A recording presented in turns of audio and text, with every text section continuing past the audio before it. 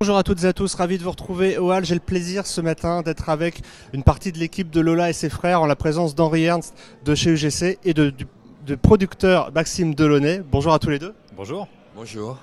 Ravi d'être avec vous pour ce film que j'ai eu l'occasion de voir à l'occasion du congrès de la FNCF en septembre dernier, qui est vraiment bouleversant. Comment vous en êtes arrivé à produire ce nouveau film de Jean-Paul Rouve, sachant que vous avez déjà interviewé lors du précédent?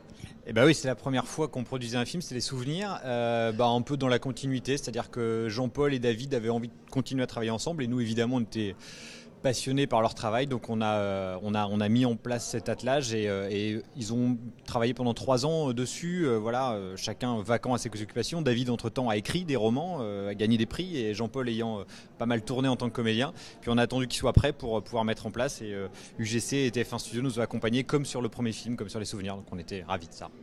Henri, quel dispositif spécial avez-vous mis en place au niveau de la distribution? Vous avez fait une tournée particulière? Vous avez mis en place un marketing particulier? À partir du moment où un film est très réussi, la meilleure stratégie c'est de beaucoup le montrer. Donc on a lancé le film à Angoulême. Comme il a été tourné à Angoulême, ça a eu un certain retentissement.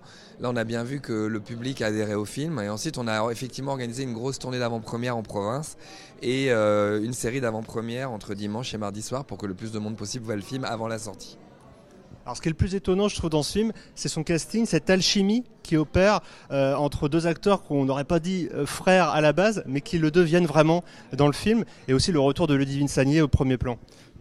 En fait, moi je trouve qu'ils se ressemblent assez, ces deux personnes qui viennent, alors l'un de province, Jean-Paul avec Dunkerque, et José qui est issu d'une famille espagnole, donc c'est des gens qui viennent pas de Paris, donc ont un regard très particulier. C'est aussi une des raisons pour lesquelles on va tourner Angoulême. On voulait ces villes un peu du milieu de France, d'où on vient nous, Romain et moi, en tant que producteurs, c'est-à-dire ces villes dont on parle peut-être un peu moins, ces villes moyennes, qu'on ne sait pas trop situer sur une carte comme ça. C'est un film qui parle de la province, et puis c'est aussi une école commune, puisque c'est Canal derrière, les Robins des Bois d'un côté, nulle part ailleurs de l'autre. C'est une espèce de grande drôlerie avec un petit zeste de spleen dans le regard chez les deux, chez Jean-Paul et José, qui nous plaît nous beaucoup. C'est des films entre deux. Jean-Paul a toujours tendance à dire: je fais des films sur des gens qui font ce qu'ils peuvent et qui regardent la vie avec un petit peu d'humour comme ça, voilà.